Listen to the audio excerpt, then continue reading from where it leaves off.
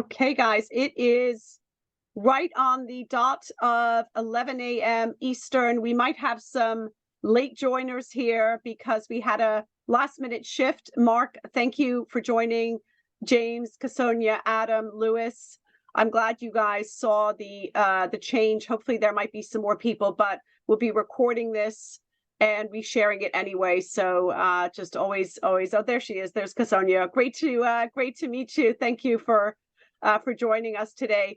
We're going to have a great discussion this morning with Jeremy Blain, who is one of the co-founders of Diversity Talent.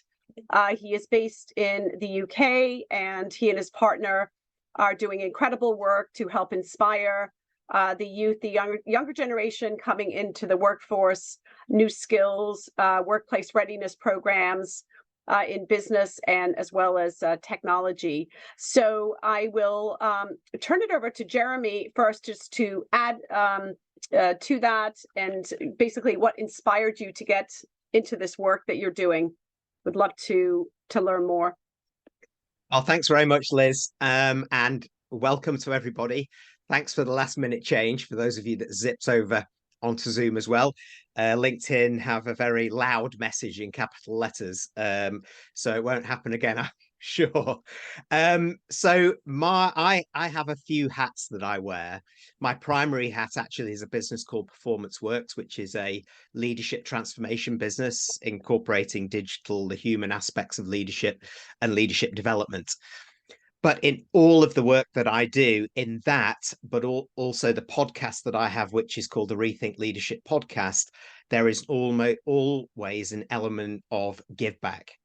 And my aim, as I've gone through my career, is to immerse myself more into society and community as a leader who is a force for good, and help the next generation and overlooked talent pools as they prepare for the workplace. So one of my guests actually on my podcast was a lady called Anna Samaya, a hugely impressive leader in tech of 30 years. And she had this idea and said, look, you'd be perfect to partner with me on this. It's called Diverse IT Talent. And it's about changing misconceptions around what modern business and technology careers look like, and inspiring people into the possibilities therein. So fast forward, and to cut a long story short, that is where we are now. Diverse IT Talent has been going all year, but we've just officially launched 5 weeks ago after a series of pilots, refinements, putting things together, videos, funding rounds, gathering volunteers, all of those kind of things. And for me, this is at the heart of what my personal purpose and business purpose is all about. And if we can use this social enterprise to not only inspire, but to solve some of our society and community issues, then the two things come together beautifully. Yeah.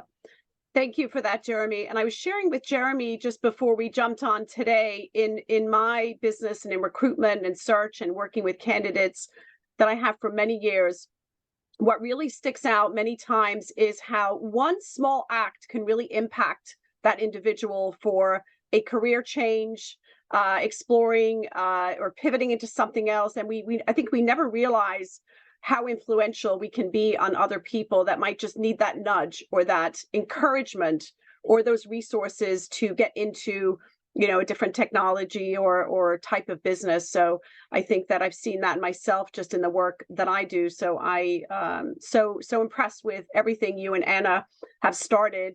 And give us an example, Jeremy, if you wouldn't mind, with some of the programs. And I was reading and doing some of the research, some of the competitions that you inspire within these schools. If you can give us an example of what that looks like and what the students' involvement is, and that would be great. Yeah, and if I go back a step, a lot of the research that we're doing out there, and I know a lot of you are in the talent business and the recruitment business here, so you'll know what I'm talking about, is that it averaged out that 60% of CEOs that we were talking to are saying, look, we can't get the talent through the doors that we need. We're digitally transforming. We need different skill sets. The human skill sets are changing as well. They're not being taught at school. They're not being prepared at university or college. And what's happening out there? And our response to that is, well, you're absolutely right. There is a need in our education system and our work readiness preparations and trainings to do something better. But we also challenge them back to say there are untapped, underrepresented, overlooked talent pools out there that we're not getting to enough. So if you think, for example, for young people, we teach them computer science, and often in computer science from when they're young, they're taught coding. But when we go to kids, they say coding's boring. I don't want to do coding when I get back into the workplace. I don't want to sit behind a computer. It's like it's not my bag. And they say, and also anyway, we need a STEM degree, and I've really not got that kind of skill set. So I'll go and have a look at some other careers or think of something else. They're almost being excluded themselves because we're not doing the due diligence in educating them what's out there. So young people also deserve to, for us as adults and people in the workplace, to have some of those misconceptions taken away. But these other untapped talent pools, if you consider some of the data that's out there, we have in the UK 80% of neurodiverse individuals who don't have a permanent job. They're going from job to job. 5% of people of color only have senior level jobs in organizations. And it is a huge community, but also untapped talent pool that we're not getting to. On top of that, if you consider modern business and technology, then from our point of view, technology is everywhere and unavoidable. And yet, in the global workforce, let's say there are about 45% female, 54% male split, yet only 26% of females are anywhere near the tech industry or tech leadership, but it's going to be everywhere. So for us, this is the baseline of where we've started this social enterprise. So how are we going to do it to answer that question behind that extra data, Liz? It's two ways. One way is to create work-ready learning and development curricula so that some of these people can come into our classes and get the skills that they need to develop to reconsider getting into the workforce again if they've dropped out of it or if they've dropped out of education, but also the human skill sets that they're going to need. So matching the digital to the human skills.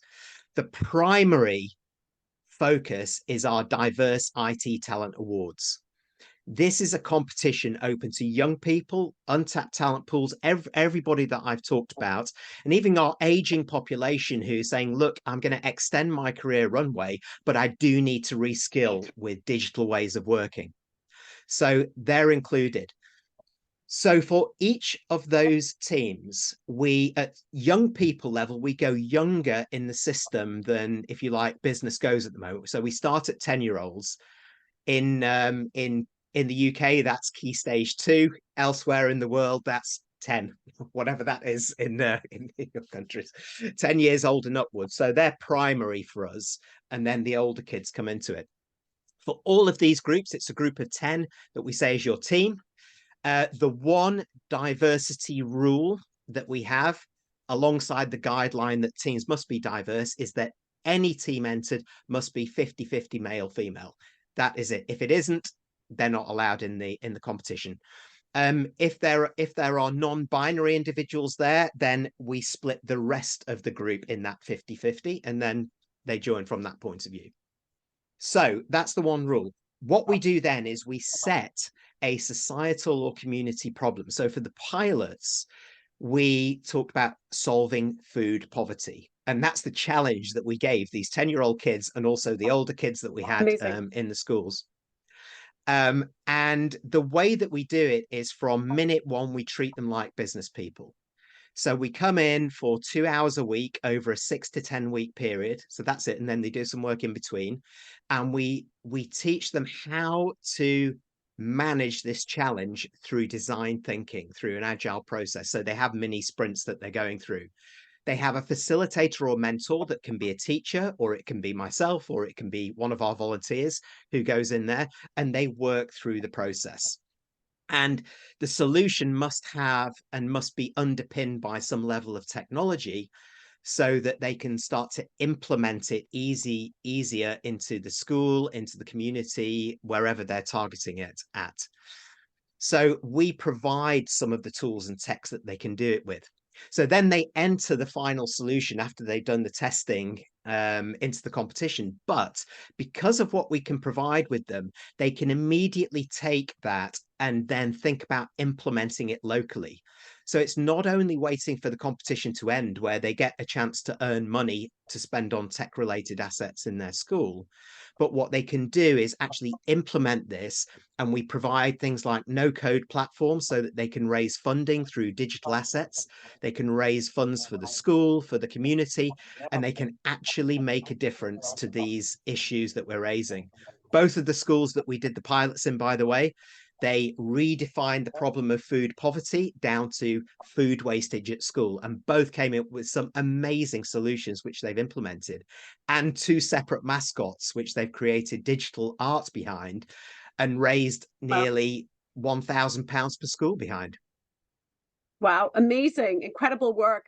With some of the groups that you put together, Jeremy, do you see patterns in terms of, the males and females and sort of the level of interest, or what are some of the common threads that you might see in the diversity and the different types of individuals that are assembled in these groups? Do you see, is there common threads in terms of, males versus females, and being sort of taking the lead, or? Um, it was really interesting for us because if we look at both of those groups, there is no doubt that if I go back to some of the data that I talked about through our education systems and through understanding whether we're going to fit into a certain career or not, many girls and young women are put off by tech careers or pure tech careers, but also sort of digital and going into the digital kind of ways of working and even considering it. But through the competition and through these classes, there was no doubt that it was the girls that shone and that came out. They really Interesting. were unleashed, because what it did, first of all, was to it removed these misconceptions, because we talked about this is how we work in business. This is exactly how we do things in business. And they loved it. So we have videos interviewing everybody that took part in the pilots afterwards. And they're saying, yeah, I'm definitely going to consider a career like this now. So that's what we wanted to do, inspire and excite. Yeah. Amazing. I love those results that you've seen. Many times I get from clients, and Lewis, you can probably relate to this, where they want diversity, they want women, they have, DEI is such a hot topic. And then you sometimes look at their teams and they're all white males. It's like, okay, you're talking about diversity, but you're not actually executing and finding it. And oftentimes, though, the main reason is because the talent pool is not there.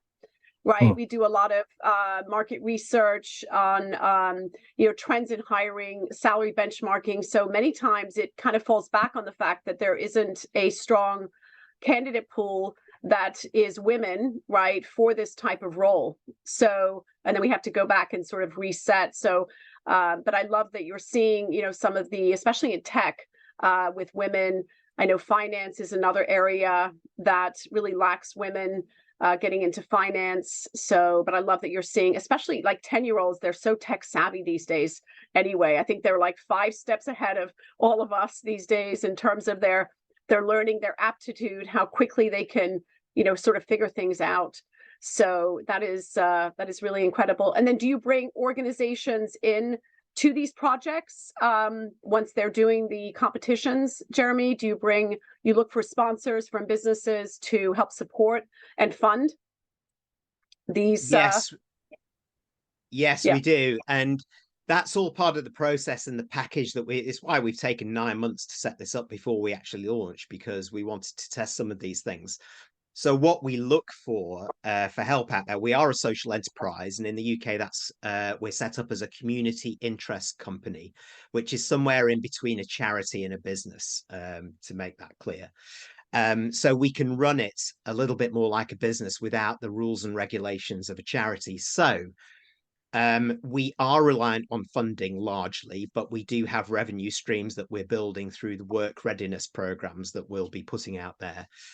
But going to organizations, to corporates, to startups and scale ups, to investors, to trusts, to family offices, to individuals that want to leave a legacy, to help us with funding, then that is what's going to accelerate and help us get to as many of these talents or untapped talent pools as we can. And our aim over the next 5 years, it's not a great deal actually. Our aim over the next 5 years is to raise £3 million. That's about about $5 million these days. I think the pound is not that Yep. strong, so Approximate. Yeah. yeah. About that. Yes, probably less. And that's over 5 years, and that will help us get to around 60,000 talents minimum by doing that. But it's scalable up or down. So depending on the funding we get, we can still do things. And so we're really after that. And what our funding organizations or individuals get is branded involvement. So they get access to these talent pools as well. They can provide placements, but we can also provide them with an opportunity for their employees for personal development. So community give back. They can work with diverse IT talent as our mentors or volunteers for events that we're doing and so on. So it's a very much a mutual relationship that we have. And yes, they can come into the sessions. They can talk to the kids or the young people or the older adults that are going to be taking part of this, and that's key. And they can see the change, and they can see from very early on why it's so important to excite and inspire some of the talent pools that we're working with. When we were offline, Liz, we talked about, and particularly just going back to the male female thing, what I talked about in the pilots. One of the girls who's 10 years old, Mm. she suffered from anxiety. She was not confident. She came into our pilot not knowing what to expect. And we saw a blossoming into the most amazing butterfly. And this is then at the end, this girl said, I'm going to be up front presenting this. And she just Amazing. came out of her shell. If we can make Yeah. an impact like that in an age where we're much more conscious of the mental wellness and well-being of individuals and the anxieties that are out there, then I think we're having a double whammy effect as well. Amazing. And that's a perfect example of just that encouragement and that influence really inspired. She probably already always had it inside her, but just to volunteer and to rise to that. So we'll shift for a second, Jeremy. Thank you for that on neurodiversity. Why now the stigma around this and the disconnect. If you can share a little bit of insights into your experience, what you've seen, and how to alleviate this stigma.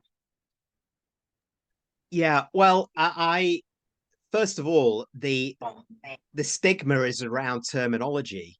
And instead of looking at this, which it has been in quarters, as some kind of disability, we should look at it as a superpower, because it can be.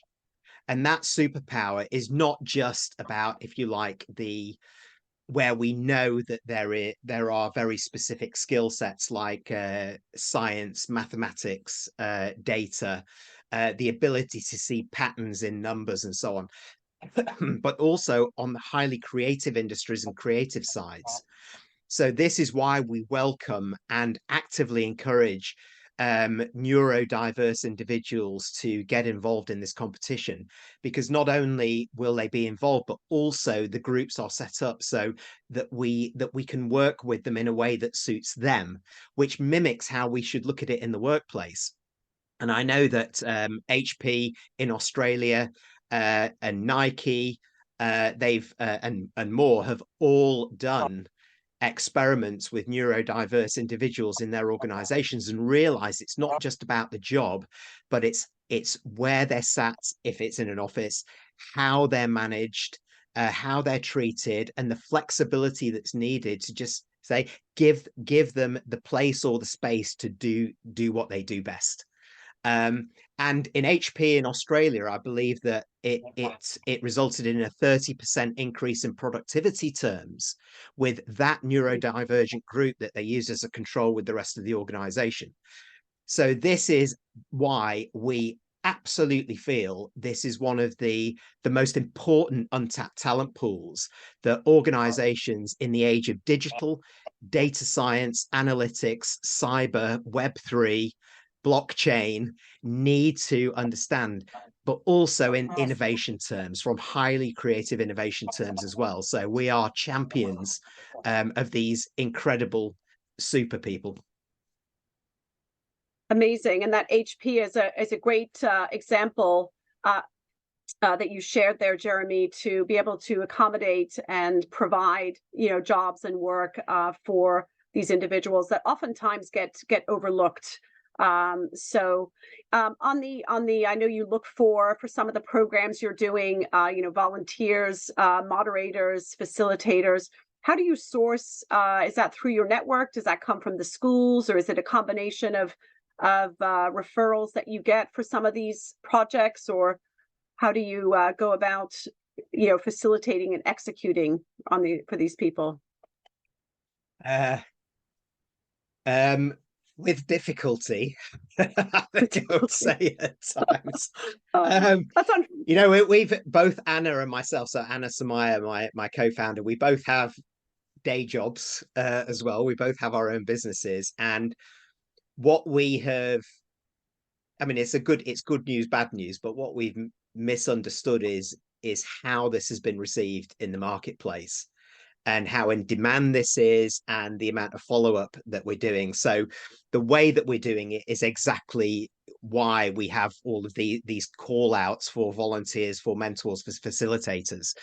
So first of all is, yes, it's through our network, and it's worth pointing out to our American friends who've joined us today that the target market, first of all, is the UK for this next 9 months. Then it will be rolled out further, and we're targeting North America and Southeast Asia as the next markets.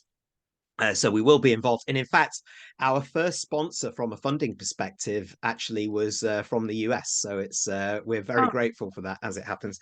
So we both have great networks in this. And because I've been a learning professional as well as a leader for sort of 25 years, it's quite easy to look for what we need out there. What we need are skill sets for facilitators that know design thinking and that have worked with unusual talent pools before, so not just the corporate, but have maybe worked with kids or in the community, but are also looking to give back.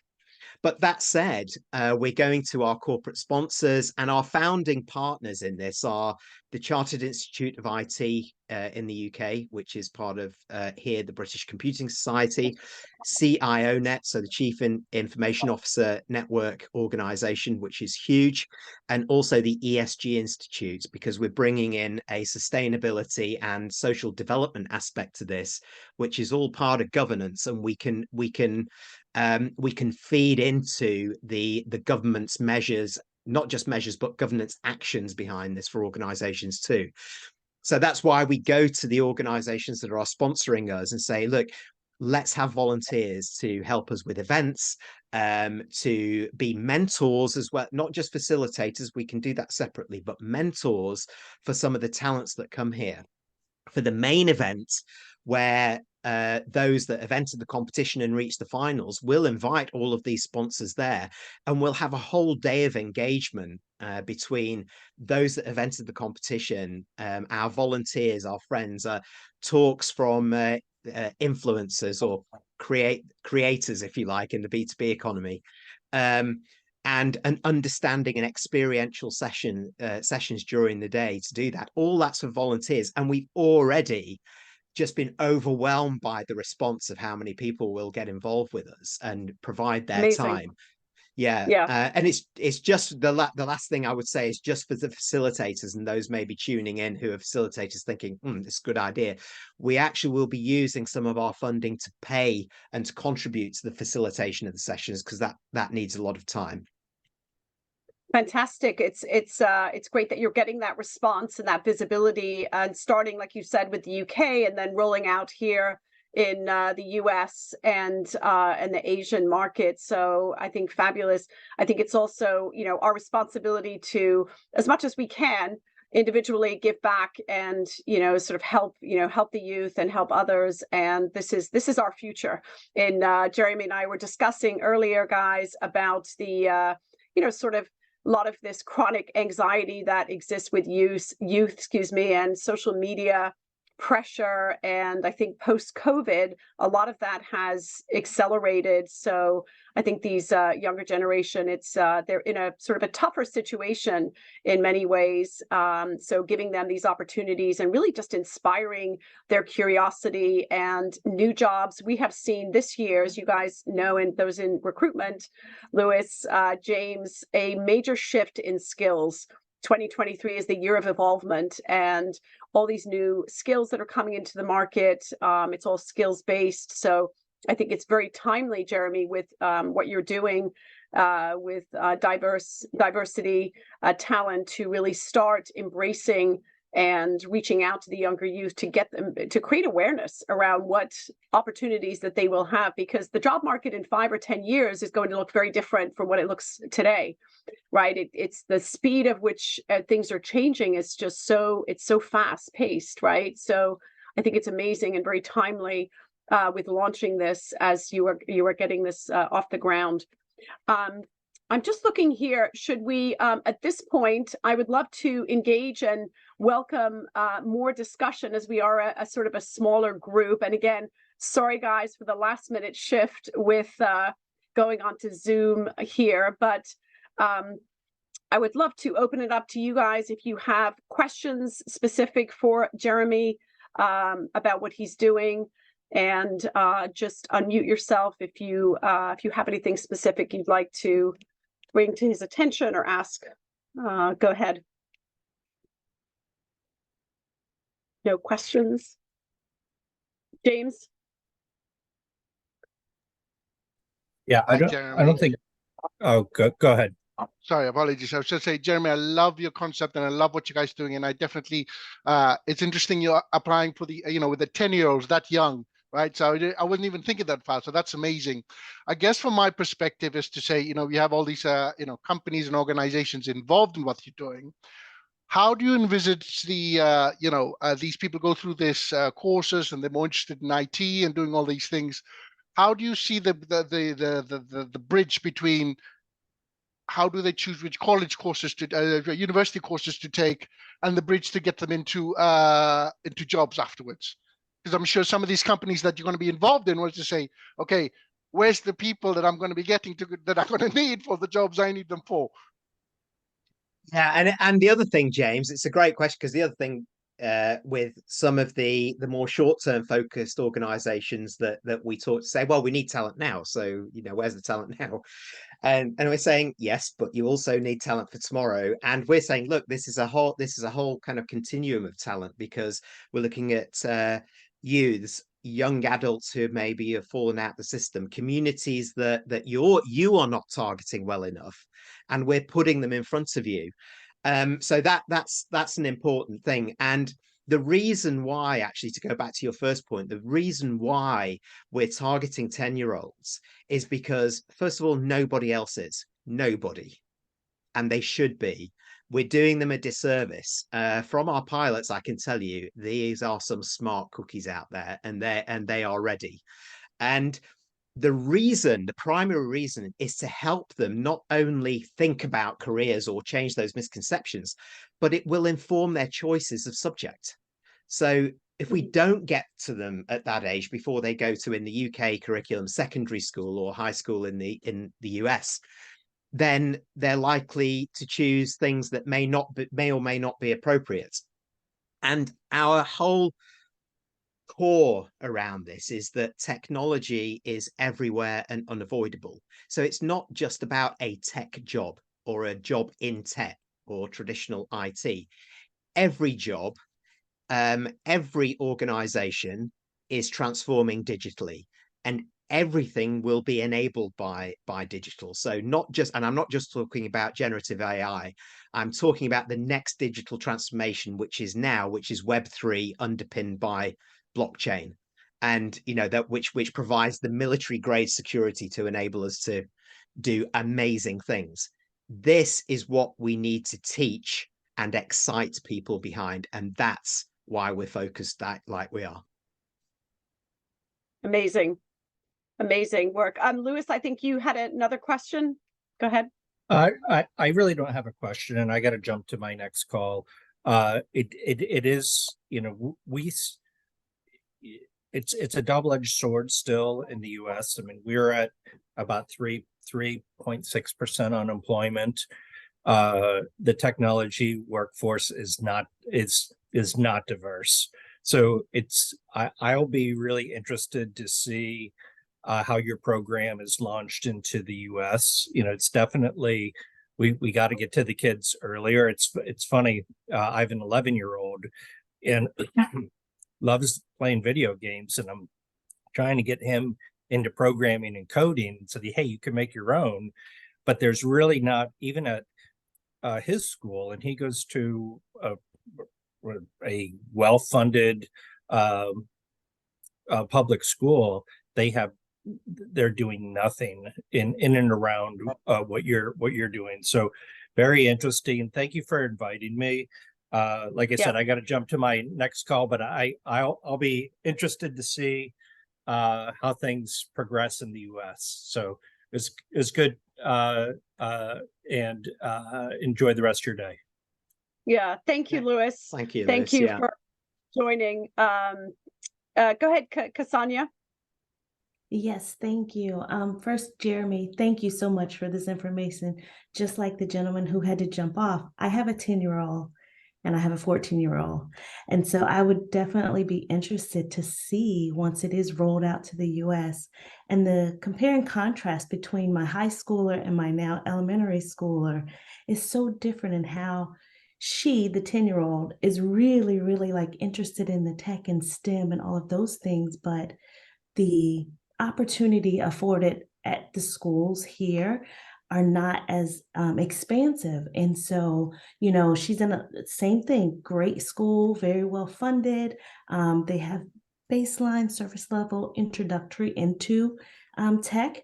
And so her appetite, like she knows how to code, and we do like the summer coding program for her. And she's like, but it's boring now, Mom. So, just being able to expand her mind even further into that arena is very, very exciting to hear that you have a program that will potentially eventually one day get to us. So thank you for the work and the research that you're doing. And I'll definitely connect with you as well to see how to keep informed and see how to get involved even. Yeah, thank you very much for that. And if I could respond to that and pick up what Lewis said as well, these are some of the myths that we're trying to bust, because you're absolutely right. In some ways, our education systems, our old education systems or traditional ones, are doing a disservice to our kids. They're not updated enough. They say, well, we are updating. We'll update, every couple of years we'll update. The pace of change is too slow. Speed is critical today. Speed is competitive advantage of today, whether it's education or whether it's in business. So for us, it's so important that we don't put off our kids the possibilities, because we're very narrowly focusing them on, let's say, coding, or one of our Anna, my co-founder, one of her daughters, they're being taught Python at the moment, and she just finds it the most boring thing in the world. And she said, I don't want to go into business and do coding like this, And that's one of the myths that we're busting. You don't need a STEM degree. I mean, it's now going to be, officially called STEAM, I think, which is absolutely right, to have an arts element into it. So, to have some kind of creative human element into it as well. But you don't need coding experience. Anna, to give you a flavor, she's been in tech all her career. She was head of technology for Honda, head of technology for Formula One team of Honda when they were still going. And KPMG, she was the senior leader who started IT's Her Future, which was an award-winning inclusive program to get women and young girls in the community excited. So this is at the heart of what we're doing, to bust some of those myths and say, you don't need these things. You don't need to code. Don't worry. There are low code and no code platforms out there. Anna has not done one line of code in her life. She enjoys telling me. And you can do so much more. So I think that's why we're really focused on this. And we saw this niche in the market to get to our communities, to our young people, untapped talent pools, to really change those misconceptions and start to make people excited again.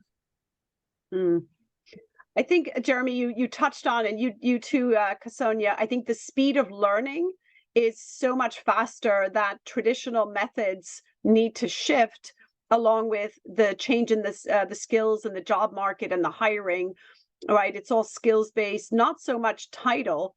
And we'll see more changes, of course, in the next 5 to 10 years as newer skills. But I think the whole way of learning needs to shift, Jeremy. And I think you both touched on that with these kids that learn so quickly and they're so adept at a much younger age 10. They're getting bored with some of the coding and things that they learned. I mean, that's, you know, so I think it sort of goes back to traditional ways of teaching and how we can shift or supplement with the amazing work Jeremy and Anna are doing to keep them focused and to keep, because they are so quick, they are so fast, they're like 5 steps ahead of you know, I think I'm older than 18 now, so you know, they're 5 steps ahead of where we are, and it will only continue to accelerate. So I think you guys both you know, touched on that shift of traditional teaching and really future of what that looks like.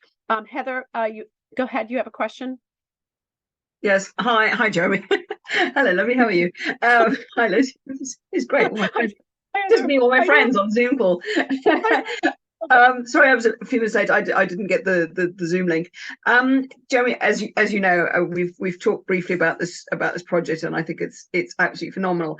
And for someone, I don't have kids, but I've been on the edge of sort of some STEM stuff and sort of seen, but I've also, every now and I get into random conversations with people, as you know, and I've just, even recently, I think it was like about a year ago, I was sorting out my mobile phone, and there was a young woman who was looking after me in the phone shop, and we got chatting, and she was the only girl out of 30 or something at college. So these were people who were kind of going, so it kind of feels like we've got this precipice of a mountain to climb, not even one of those those mad goats could get up there.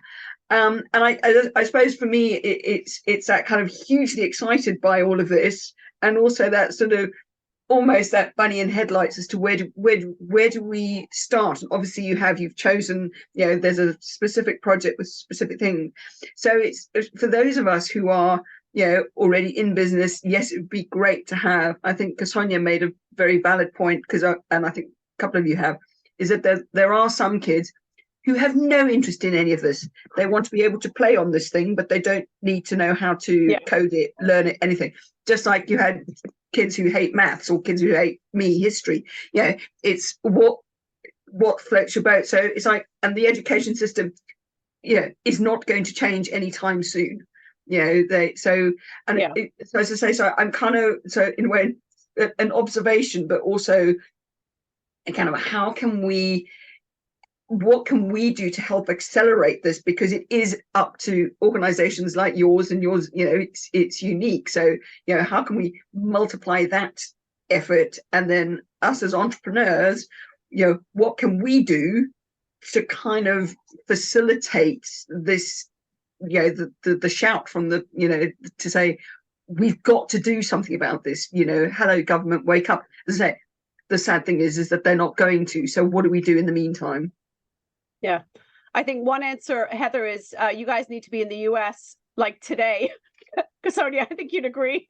Michael, I think you need to be here very soon, sooner.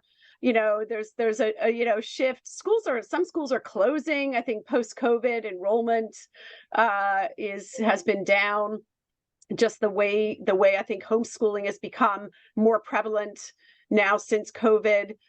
Certainly that's picked up. So I think we need to help bring this here, Jeremy. But great points, Heather, that you bring up. Go ahead, Jeremy. Yeah, it's picking up a couple of points is that Heather is absolutely, and Heather is my mate. We go and watch football. For those of you in the US, I mean soccer. We go and watch football together. The only gender equal football club in the world in pay terms, by the way. We go and watch the women's team at Lewis FC near where Heather lives. Don't we, Heather? We do. We've got it. We do. Yeah. Come on, you rooks. Yeah, we do. But it's a really great point that you raised about, we assume that our kids and young people are adept at technology, and yes, sure, they can do Snapchat, Insta, whatever it is, and TikTok. But when it comes to applying that skill into business, actually, they're miles away. And I'm not just talking about technology skills. I'm talking about those human skills, about how you actually interact and communicate. And particularly I can hear my daughter and my son communicating, and I think there's a long way to go. And some of the conversations or grunts that I hear them when they're online with their friends, So that's part of it, actually. And the other thing to have in mind is that because one of the groups and our deliberate targeting are these younger kids through, is that we can accompany them year on year as an organization. They don't just enter this competition 1 year, they can do it for 2 or 3. They can be part of the network where we're building in entrepreneurs like you, Heather, and everybody on here, and all of those corporate sponsors to sort of get involved and start being part of that outside of their education system. And to your point, Liz, I think we would love to get everywhere now. We really would, because this is a need. Now, if we get a lot of funding from the US, we'll be there tomorrow, but we haven't. Right. So, right. So, Exactly. Any of you on board? No, I'm not raising my hand for that. Not this week. One of the things they just sort of sprang to mind, me and my ideator. But just in terms of once we've run something within. And I'm sorry if I missed this right at the beginning. These groups, would they be from within a school, or would they be? Because are we able to, as soon as a cohort has gone through in that school, are we able to then develop the skills within a champion within the school, and then the mentors and so on can then move on to the next one, so we can kind of grow that network sort of exponentially, and that will get us into more schools and higher and lower levels, and then we don't have to go back for the 11-year-olds and then the next 10-year-olds. Well, this is a great point, and actually the way that we run this competition in schools particularly is that it's the teachers that become the facilitators of it, and we support them rather than being the, if you like, the facilitators. So we're the mentors or that go into there. For youth groups it may be different. For community groups also it could be their leaders. So we have this kind of multiplier. So it doesn't matter if you have other groups going through during the years, but the beauty of it is that after they've been through it, there are 2 things. First is that they are officially certified from our founding partners, and they're recognized not just for the digital working that they've done and digital working skills, but the human-centered skills that they have gained through going through this collaboration, problem solving, storytelling, because they have to present this, all of these great skills I was talking about before. And that digital badge can go forward with them as they as they move, but it also means that there is something provable there, and it also means that we can then use our network and they can engage out of it, particularly if then they're going into 16-17-year-olds or some of the youth groups or community groups. There is the opportunity for placements, for apprenticeships, which we become the enablers behind and the facilitators in the middle of it, if you see. So for us, that's a really important part of it too, in terms of involvement. Amazing. This kind of segues on some of the things you just said previous. I think we have time for maybe one or two other questions or comments, but does your curriculum, the program, do you focus also on those soft skills, like you were saying, the grunt responses, the grunt, yes, or whatever type of short responses? Do you also work on those soft skills, communication, which is very much lacking? It's like they almost have their own sort of language and their own coding of words and sort of acronyms that they may use. Do you also work on that, or is it just really the project and the the tech skills part of it? No, it's fun, but the first thing is there's no such thing as soft skills, Liz. I don't like that terminology. There's nothing soft about those skills. These are power skills, we call them, because they are just so important. In the digital era, the human touch is more important than ever. And for those, whether it's in tech or whether in specialist areas, the ability to interact and do these things is at the heart of it, which is why at the heart of our certification, it's not just proving that they can solve an issue with technology, it's certifying them behind the skills that they're learning from a core skill perspective or power skills perspective: communication, storytelling, problem solving, creative thinking, those kind of things. It's absolutely at the heart of it. And to embed it, and to come back to another part of Heather's question just then, is that it doesn't end when the competition's over, because, as I said right at the beginning, each group then is supported by mentors like Heather or like anybody on this call, say, right, that's over, but let's implement it. Let's raise money, let's implement it. So they start to embed some of these skills, because they would need to communicate, need to lobby, need to fundraise, need to present, and need to execute it so that it actually works, and then take it to other schools in the region. So it starts to multiply the effect and become viral, rather than us being just the enablers all the time. Oh, I love that. I love that. And I love power skills rather than soft skills. I agree with you, Jeremy. I don't love soft skills, but you read about it and it's sort of like the term of power skills. Michael, I think you had a question. My main question is about, we're talking all about kids and children and stuff like that. How do you get, or what's your process with getting parents on board? Because my son was in the education system, and I got to tell you, there was a lot of resistance to him, because he's got he was diagnosed at a young age. There was a lot of pushback in the public education system, not for tech, but just in general. So how do you get kind of parents on board? Because there's a lot of talk here about not enough funding, not enough resources, not enough stuff like that. To me, it's almost null and void if you don't have parents backing, or parents, because they're the ones that make the school districts up, especially in the US, public education. So what's your thought on that? What's your process on it when it comes to kind of educating parents? Because my wife had been in the business for a number of years as far as early intervention in the United States. And a lot of her job was literally educating parents on why they should do certain things, and why in certain school districts should be doing this for you.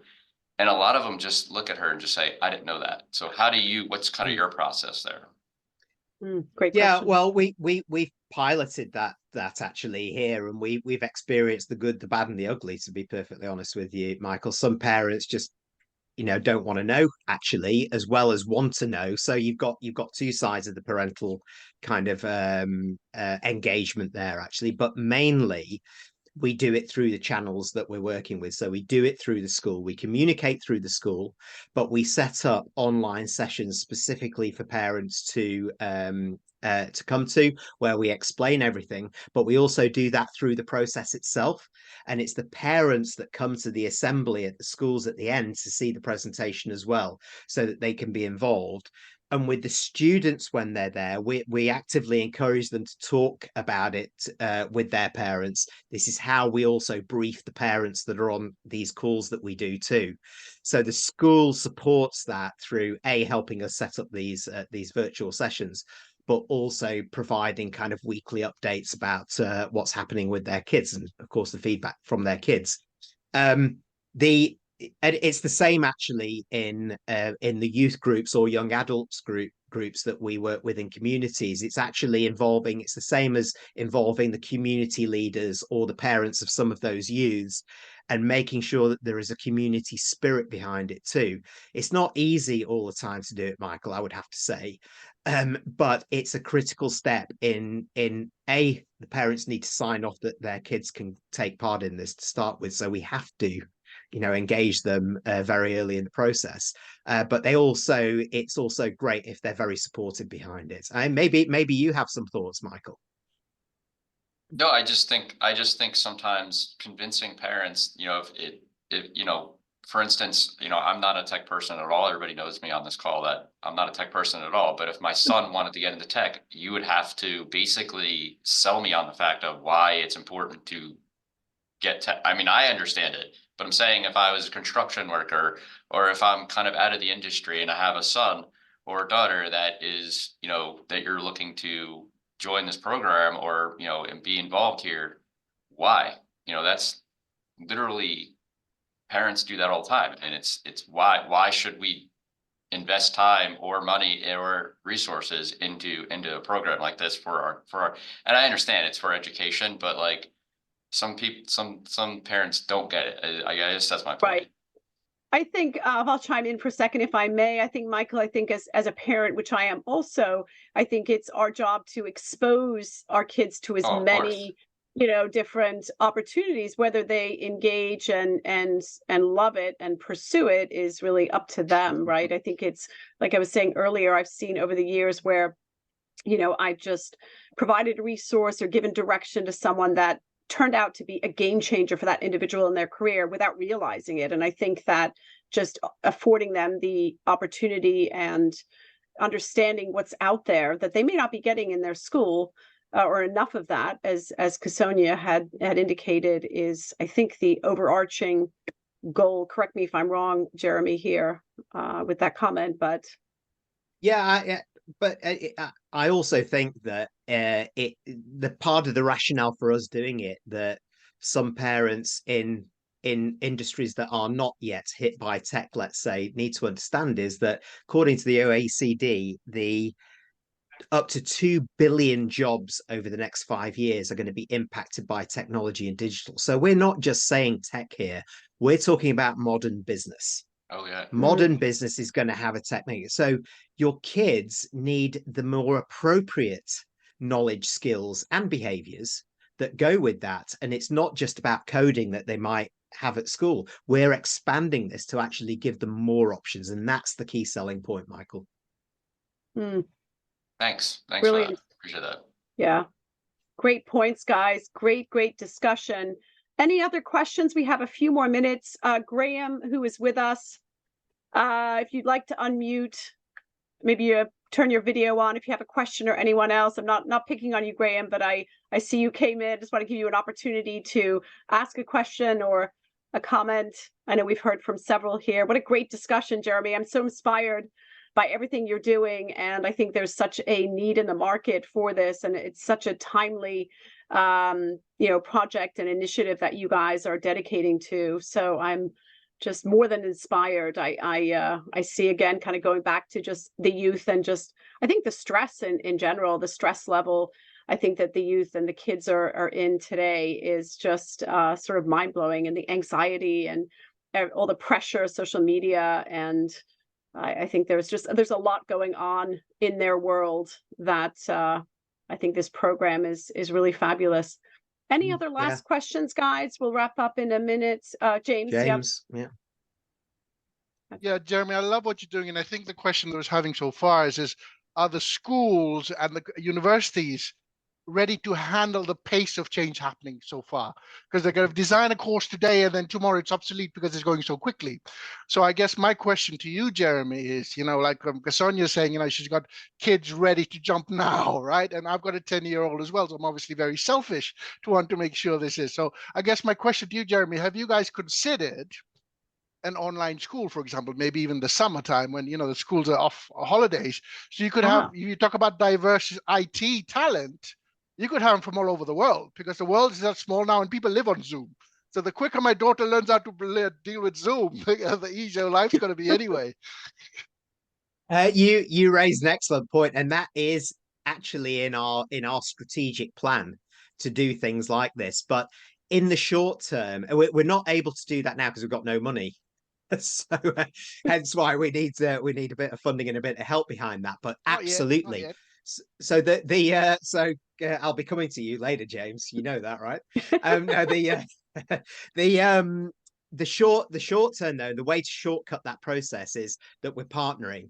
So in the UK, we have 20 Institute of Technologies that have been set up deliberately to change the game in education terms around what's expected for the workplace, how we educate our kids at senior levels.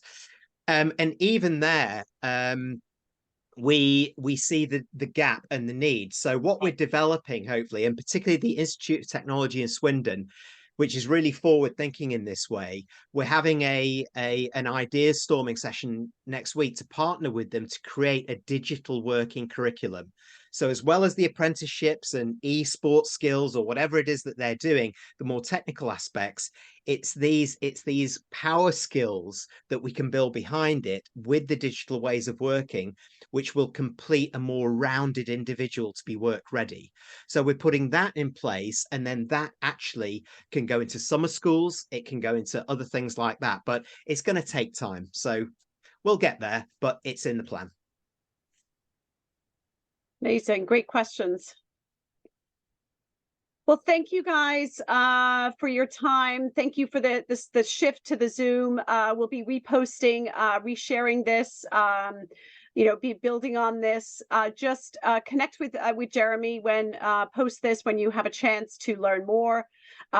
Looking for diversity is, of course, looking for funding for corporate sponsorships, partners, as well as he mentioned, mentors, facilitators, moderators. I think the more that we can do to help spread the word and everything that he's doing to help our youth would be fantastic. I so appreciate your time, Jeremy, and all the work that you're doing. And again, we are just waiting, and hopefully it'll be soon that you guys will launch here in the US market. You have a team already behind you, so we look forward to that. It certainly looks that way. And Liz, thank you very much for having me, and thanks very much for hosting it. We think this is an incredibly important discussion activity. And to your point, it's about actually providing that extra support for our young people, our youths, our young adults that may have fallen out the system, that need more confidence, need more help, but also the skill sets for today's workplace. And I'm delighted that you all joined us. Thanks very much.